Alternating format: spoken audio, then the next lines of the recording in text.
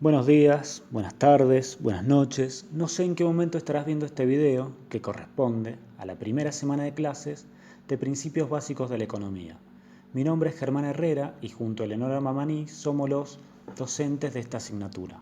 Principios Básicos de la Economía, junto a Comercialización, Principios Básicos de la Administración, Análisis Económico de los Mercados Turísticos, Contabilidad y Costos, entre otras asignaturas, forman parte del área de la Economía y la Administración. Como irás viendo a lo largo de esta materia, podrás ir percibiendo en qué se vincula la economía con el turismo y cuál es la importancia que tiene para ustedes y para nosotros que comprendas estos temas. Comenzaremos prácticamente desde cero, para lo cual hablaremos de lo que son las necesidades y la escasez. Las necesidades es la sensación de que me falta algo, de que carezco de algo. Las necesidades suelen ser múltiples y repetitivas. En términos generales podemos decir que las necesidades son infinitas. La escasez lo que me quiere decir es que no hay para todos en todo momento. Por ejemplo, pensemos en el oxígeno. Yo en este momento, y creería que ustedes, están frente a una computadora, frente a un teléfono, y debe haber la cantidad de aire necesario para que ustedes puedan respirar, para que sus pulmones funcionen de manera adecuada. ¿Estarían dispuestos a pagar por ese aire, por ese oxígeno que están respirando? La mayoría de las respuestas que me darían serían que no. Pero pensemos una persona que está en Puerto Madryn y está por hacer una excursión que está vinculada al buceo. En ese momento, cuando se introduzcan al mar, va a necesitar oxígeno y el oxígeno ahí va a empezar a ser relativamente escaso. Entonces, es muy probable que esta persona esté dispuesta a pagar por ello. Una vez que vimos los conceptos de escasez y necesidades, ahora la pregunta que nos hacemos es, ¿cuál es el problema fundamental de la economía? ¿Por qué existe? ¿Cuál es la razón de ser? Y la respuesta suele ser bastante sencilla, pero solucionarlo no lo es tanto.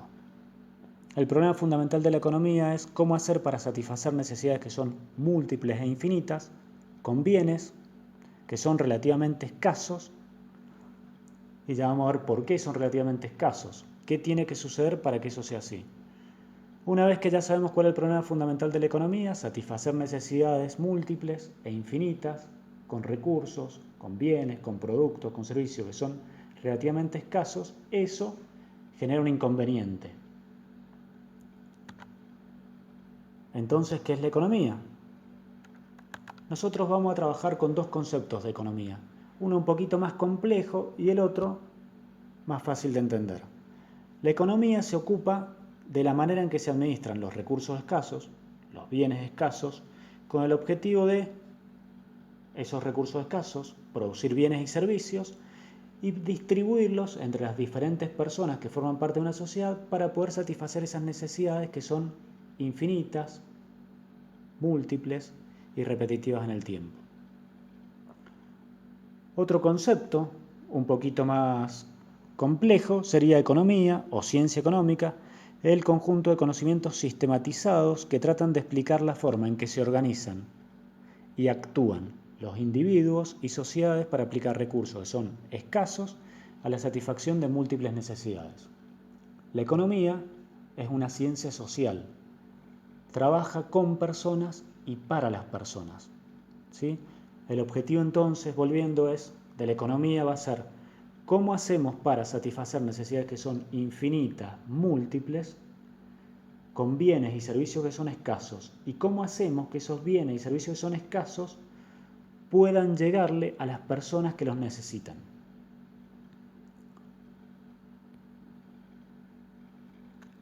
Para poder entender un poquito más qué es esto de la economía, yo les dije bienes, servicios, recursos. Bueno, para volver a internalizar más este concepto, lo que tenemos que hacer es empezar a definir algunos de ellos. Bienes y servicios. En economía, bienes o productos lo usamos como sinónimos. Servicios, ¿han escuchado cuál es la diferencia? ¿Saben cuál es la diferencia? rápidamente se podrían dar cuenta que un servicio es algo que se puede tocar o no tocar. Los bienes, supongamos que voy a realizar contrato un paquete turístico en el cual incluye una excursión y además incluye el desayuno y el alojamiento. El desayuno, las facturas que me voy a comer, el café con leche que voy a tomar, esos son bienes tangibles, ¿sí? Entonces, como les decía la palabra, son bienes porque se pueden tocar. Imagínense que esa mañana alguna de las personas no se levantó a desayunar, se quedó dormida, entonces el hotel, el café y la leche que iba a utilizar para satisfacer la necesidad de esa persona, no lo utilizó. La pregunta es, ¿podrá utilizar ese café con leche más tarde? ¿Al otro día? ¿A la otra mañana? Supongamos ahora que tenemos un pequeño ómnibus que lo utilizamos para realizar excursiones. Esas excursiones, como decíamos, contratada por un conjunto de personas, supongamos que ese pequeño ómnibus tiene capacidad para 10 turistas. Hoy a la mañana salen 7 turistas a realizar la excursión. El empresario, el que puso el ómnibus, ve que hay 3 lugares vacíos. Realiza la excursión, esas 7 personas visitan los lugares que formaban parte de la misma y el empresario dice, bueno, tenía 10 asientos, ocupé 7 del micro. Al otro día, esta excursión la quieren realizar 13 personas a la vez en el micro que tiene 10 asientos. El empresario puede decir, el micro tiene 10, pero me sobraron 3 de ayer. ¿Qué les parece? Bueno, obviamente no lo va a poder hacer, porque una diferencia sustancial entre los bienes y los servicios es que los bienes, los que no utilizo, los puedo acumular, los puedo guardar. ¿Sí? Lo que no utilice hoy de café con leche lo puedo utilizar mañana. Pero lo que no utilicé en servicios, presté el servicio de excursiones, lo armé para que fueran 10 personas y fueron 7. Esas 3 que me sobraron no las voy a poder utilizar en el futuro. Entonces, la principal característica que tienen los bienes y servicios son 2. Que no los puedo tocar a los servicios, a los bienes sí, que a los servicios no los puedo acumular y a los bienes sí. El turismo, ¿es eminente una actividad de bienes o una actividad que vende y que venden los empresarios y que contratan los turistas? ¿Son servicios o bienes? ¿Qué les parece?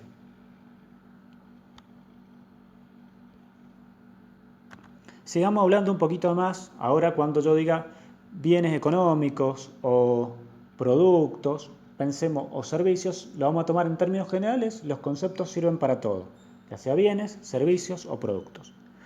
Veamos cuáles son las características de los bienes. En este caso vamos a hablar de los bienes que nos interesan a nosotros, que son los bienes económicos, que tienen 3 características que son especiales y que no la van a cumplir todos los bienes en todo momento del tiempo.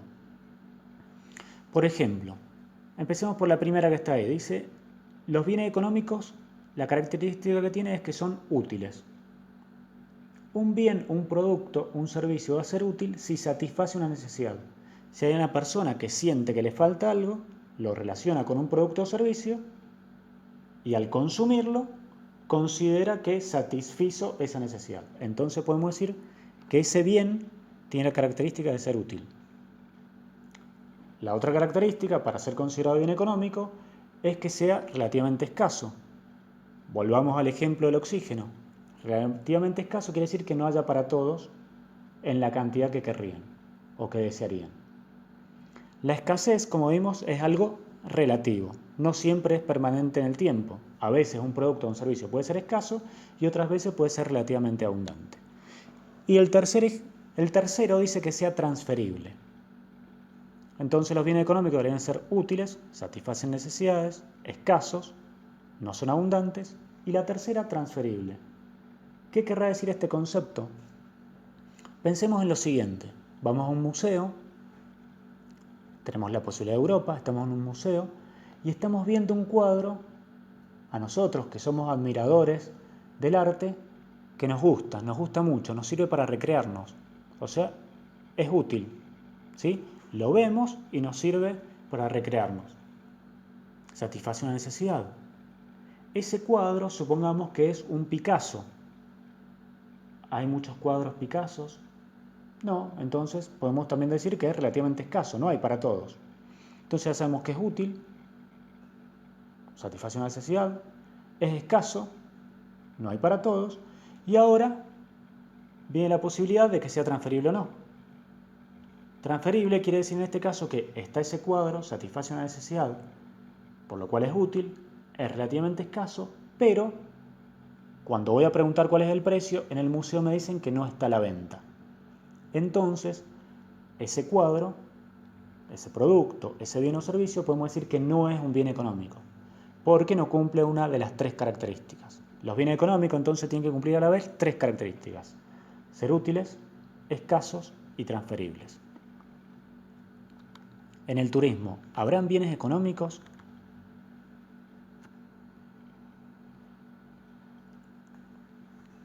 Sigamos analizando esto de los bienes y servicios económicos. Pensemos en lo siguiente. Pensemos que hay una persona, que estoy sentado en un restaurante y tengo un plato de comida frente a mí. ¿Sí? Lo que yo estoy comiendo, ese plato, lo que me ingresa a mí de alimento, no lo va a poder ingresar a otra persona. O sea, lo que como yo no lo puede comer a la misma vez otra persona. ¿Cómo hacemos para que lo que como yo no lo coma otra persona? Lo que yo estoy comiendo va a satisfacer mi necesidad, pero no satisface las necesidades de otras personas, que no pueden comer exactamente lo mismo que como yo.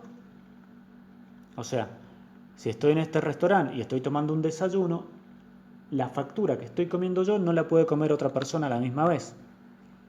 Entonces acá empiezan, los bienes y servicios económicos tienen también dos características, se llama principio de rivalidad y principio de exclusión. El de rivalidad dice que si yo estoy consumiendo algo, si se cumple este principio, quiere decir que si yo estoy consumiendo algo, otra persona no lo puede consumir a la misma vez. Esa factura que yo estoy comiendo, esa porción que yo estoy introduciendo a mi boca, no la puede introducir otra persona a la boca a la misma vez. Y el otro principio es el principio de exclusión. Quiere decir, ¿por qué yo puedo comer esa factura y no lo puede comer otra persona? En términos generales, este principio de exclusión se da, yo puedo consumir y él no, porque yo lo expulso, lo saco, lo elimino de la posibilidad de que consuma esto, ¿cómo? A través de cobrarle un precio. El que tenga el dinero suficiente para comprar esa factura va a poder consumirla. Si no lo tiene, va a estar excluido del consumo. ¿Y por qué hacemos esta diferencia? Porque existen dos grandes tipos de bienes económicos. Los que se denominan bienes económicos públicos y los privados. Los bienes privados, ¿sí?, son aquellos que cumplen estos dos requisitos: poseen rivalidad y exclusión. Como les decía, pensemos en un plato de comida en un restaurante. La persona que come ese plato, lo que tiene el plato, va a tener una relación directa entre, va a ser el que paga es el que se beneficia. Si yo pago, me beneficio. ¿Sí? El que contrata una excursión va a ser el que hace la excursión y es el que se beneficia. ¿Sí? Hay una relación directa entre el que paga y el que se beneficia del servicio. Yo sé que estoy pagando por una excursión y a cambio de eso tengo la excursión. Los otros bienes, el otro extremo, son los bienes públicos puros. Y estos tienen una característica de que no poseen rivalidad ni exclusión en el consumo. Quiere decir que si yo estoy consumiendo algo, otra persona también va a poder consumir lo mismo y yo no la voy a poder excluir. Pensemos en lo siguiente. Como les decía, estos son casos extremos. Pensemos un país, Argentina, que tiene fronteras y estas fronteras, ¿sí?, es la que limitan que ingresen o salgan personas del país. Esas fronteras también forman parte de nuestra defensa. Supongamos que yo soy una persona que habita la Argentina, entonces estoy obteniendo un servicio que es el de defensa. ¿Sí? Supongamos que hay otra persona más, 10, 30, 40, 50, 2 millones, 40, 44 millones. Esas personas todas están teniendo el servicio de defensa nacional. Y si alguno de nosotros, supongamos yo digo, yo no voy a pagar por el servicio de defensa nacional, y dice otro, yo tampoco. Cuando haya un ataque exterior, la defensa nacional va a decir no al profesor, a Germán, a Eleonora, que no pagaron por el servicio, no los defendemos. No, no tienen la posibilidad de excluirme. Yo voy a tener el servicio, pague o no pague. Y que yo tenga el servicio no impida que lo pueda tener otro. Eso, como se denomina, es esto que yo le decía, si yo no pago igual me beneficio, se denomina consumidor parásito. Yo pague o no pague, obtengo el servicio de defensa. Y acá claramente empieza a fallar la posibilidad de que este tipo de bienes económicos sean prestados por el sector privado. Si yo no pago por ese servicio, el sector privado, ¿cómo hace para dármelo a mí? Y acá aparece el rol del Estado. ¿Sí? Es el gobierno el que provee estos tipos de servicios. Entonces, como les decía, bienes económicos privados y bienes económicos públicos.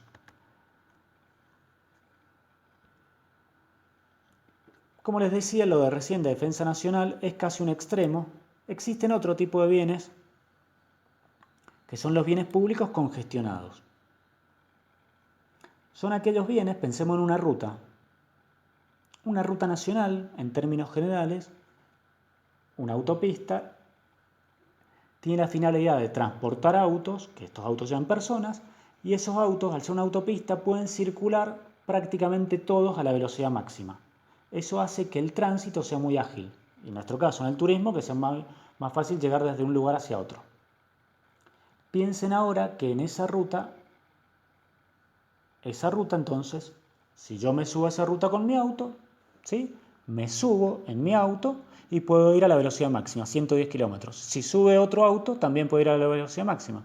Entonces todos podemos disfrutar de la ruta a la velocidad máxima, ¿sí?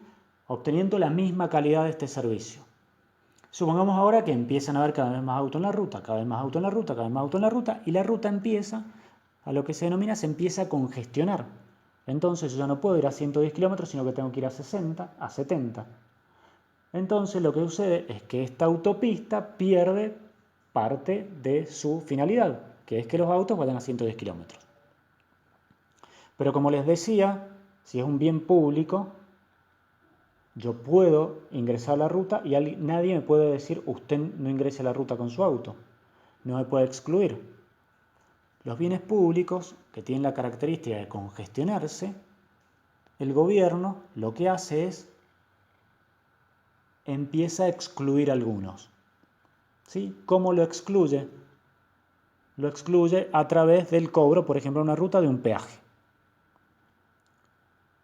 Entonces, para volver, tenemos tres tipos de bienes. Los bienes económicos privados, que sean los dos principios de rivalidad en el consumo y la posibilidad de excluirlo. Los bienes públicos puros, en los cuales no hay posibilidad de rivalidad en el consumo. Muchos pueden consumir el mismo producto o servicio a la vez y la calidad de ese servicio sigue siendo la misma y no hay posibilidad de que a mí me cobren un precio por utilizarlo. Y ahí aparecía, como lo decíamos, esto el polizón de la persona que no paga y lo mismo se beneficia. Y los otros, los bienes públicos congestionados o bienes públicos no puros, en los cuales llega un momento que el principio de no rivalidad, ¿sí? Al principio todos los autos pueden ir y el servicio es el mismo en la autopista, pero llega un momento en que la calidad del servicio se empieza a resentir, entonces que se sume un auto más, ya no obtiene el mismo servicio que los anteriores. Entonces eso hace que al no cumplirse la posibilidad de no rivalidad en el consumo, el gobierno empieza a excluir algunos, como por ejemplo, como les decía, a través del cobro de un peaje. Si cobro un peaje, eso va a hacer que el precio que tenga el peaje haga que excluya a algunos y que los que pueden pagar disfruten este servicio de la ruta sin congestión y puedan ir a los 110 kilómetros, que sería la máxima.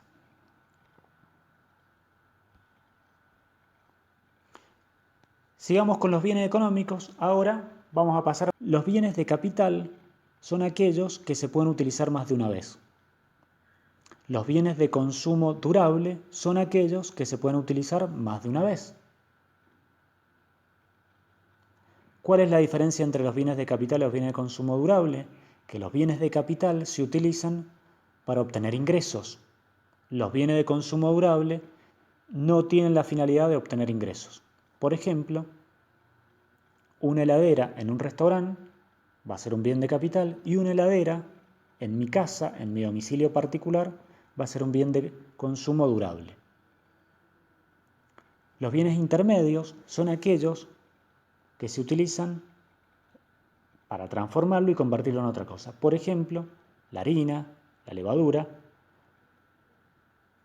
lo utilizo para producir pan. Entonces, ahí el bien, en este caso, el pan sería un bien de consumo no durable. La harina, la levadura, el agua, la lechuga, el tomate, todos esos van a ser bienes intermedios que se van a procesar para obtener un bien de consumo no durable. Veamos algunos ejemplos. ¿Sí? Acá yo les he puesto varios. Un auto para el transporte de turistas, una computadora utilizada para estudiar principios básicos de la economía, harina utilizada en un restaurante, heladera utilizada en un restaurante, heladera utilizada en mi casa, tela utilizada para hacer souvenirs para que compren los turistas, cama usada en un hotel, gaseosa de 2 litros consumida por mis sobrinos, gaseosa de 2 litros utilizada para elaborar tragos en un bar. ¿Se animan a clasificarlos en bienes de capital, bienes intermedios, bienes de consumo durable y bienes de consumo no durable? Acuérdense que una de las diferencias esenciales es cuál va a ser el destino. Si el destino entre los bienes de consumo durable y los bienes de capital, la diferencia es que los bienes de capital los utilizo más de una vez con la finalidad de obtener ingresos. Los bienes de consumo durable son aquellos bienes que los puedo utilizar más de una vez, pero no están relacionados con la finalidad de obtener ingresos. Uno estaría relacionado con el uso por parte de una empresa, bienes de capital, y bienes de consumo durable están relacionados con el uso que hace una familia. ¿Sí? Les doy unos segundos más. ¿Estamos? Sí, y ahí tenemos las respuestas. El auto para el transporte de turistas es un bien de capital, está destinado a obtener ingresos. La computadora utilizada para estudiar principios básicos de la economía va a ser un bien de consumo durable. La puedo utilizar más de una vez, pero no la destino para obtener ingresos. Harina utilizada en un restaurante, bien intermedio, va a ser transformada para obtener otro producto. Heladera utilizada en un restaurante, bien de capital. Heladera utilizada en mi casa, bien de consumo durable. La tela utilizada para hacer souvenir para que compren los turistas, va a ser algo que se transforma y va a ser entonces un bien intermedio. La cama usada en un hotel va a tener la finalidad de ser alquilada y obtener ingresos, bien de capital. La gaseosa de 2 litros consumida por mis sobrinos, bien de consumo no durable. La gaseosa de 2 litros utilizada para elaborar tragos en un bar, bien intermedio. ¿Sí? Esa es la clasificación que hacemos de los bienes. En este caso entre bienes de consumo durable, no durable, bienes de capital y bienes intermedios. Incorporemos todavía más conceptos. Hablamos que para obtener bienes se debe producir, se debe hacer algo para transformar, por ejemplo, un bien intermedio en un bien de consumo durable. En economía hablamos de 2 factores productivos que van a tener también la característica, cuando ustedes lo piensen, similares a la de los bienes y servicios. Estos 2 factores productivos, uno ya lo vimos recién, capital, son los bienes que se utilizan para producir otros bienes y que no se consumen en su primer uso. Y el otro, por ejemplo el que estoy usando yo ahora, trabajo, mano de obra, es el esfuerzo humano, físico o intelectual, físico e intelectual también, aplicado al proceso de producción. Si ustedes se ponen a pensar, la cantidad de capital disponible también está acotado, está limitado. Aunque nos parezca que hay muchísimo, sí hay muchísimo, pero el número está limitado. O sea que es finito. La cantidad de horas que están disponibles para trabajar de las personas también está limitado, es finito.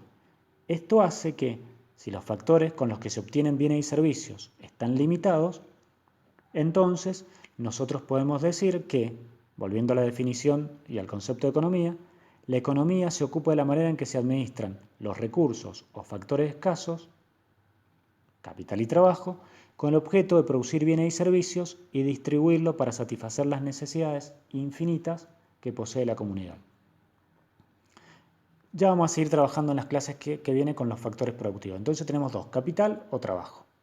Después les voy a dejar en las preguntas que ustedes tienen cuando finalicen de ver el video, que piensen qué bienes de capital, qué factores de capital, qué factor mano de obra hay en un hotel, en el sector gastronómico, todos estos que están vinculados al turismo.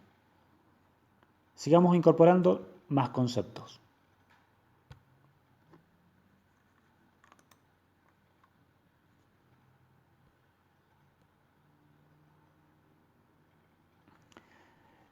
El próximo concepto es economía normativa versus economía positiva. Generalmente uno se encuentra con enunciados en la cual hay palabras que están vinculadas a la economía y estas palabras no está muy claro si lo que se está haciendo, este enunciado es si está opinando sobre un tema económico, si está haciendo una valoración religiosa, moral, ¿sí? Subjetiva en definitiva, sobre un hecho económico. O si realmente lo que está haciendo está hablando de algo vinculado a la ciencia económica, si está relacionado una causa con un efecto, desde el punto de vista económico. Veamos un par de ejemplos y después ustedes les dejo para que vean el concepto y la definición en la bibliografía. Supongamos, el aumento en el precio de los combustibles hará aumentar el costo de los pasajes de larga distancia. Si yo tengo un transporte y hago excursiones, para poder hacer esas excursiones utilizo un bien intermedio, el combustible. Cuando voy a cargar combustible, ese combustible después yo voy a tener en cuenta cuál es el precio que estoy pagando para saber cuánto me cuesta realizar la excursión. Entonces, si aumenta el precio del combustible, eso va a hacer aumentar en el futuro el costo, por ejemplo, de los pasajes de larga distancia. A ese enunciado le llamamos que es un enunciado de economía positiva. Está demostrando una relación causa-efecto en el cual esta relación causa-efecto no estoy introduciendo ningún juicio de valor. Es lo que decimos economía positiva o economía objetiva. Veamos el otro ejemplo. Los guías de turismo ganan menos de 15.000 pesos al mes. Es injusto que habiendo estudiado tanto cobren tan poco. Este segundo ejemplo es de economía normativa y en el cual hay un juicio de valor. Fíjense, yo podría decir, los guías de turismo ganan 15.000 pesos al mes. ¿Sí? Ese es un enunciado objetivo. Y la otra parte, es injusto, habiendo estudiado tanto, cobren tan poco, ya estoy introduciendo lo que les digo, mi opinión. Entonces, es interesante cuando uno lee un enunciado de economía saber si ese enunciado pertenece a la economía positiva o a la economía normativa. Si pertenece a la economía positiva, lo que va a estar relatando es un hecho económico, pero no está dando su opinión, no está introduciendo, como les decía, su juicio de valor.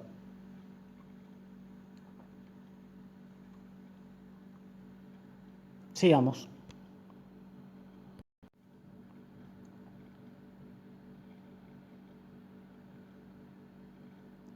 Ahí tenemos entonces los dos ejemplos. El aumento del precio de los combustibles hará aumentar el costo de los pasajes de larga distancia, economía positiva. Es un enunciado que explica un fenómeno económico sin introducir juicios de valor. Economía normativa, los guías de turismo ganan menos de 15.000 pesos al mes. Es injusto, habiendo estudiado tanto, cobren tan poco.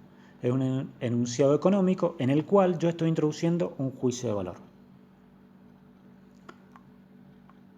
El último tema, bastante sencillo, y que después a medida que vaya extendiéndose el cursado, vamos a ir analizando qué temas son de microeconomía y macroeconomía. La macroeconomía lo que hace es estudia el comportamiento agregado de variables económicas.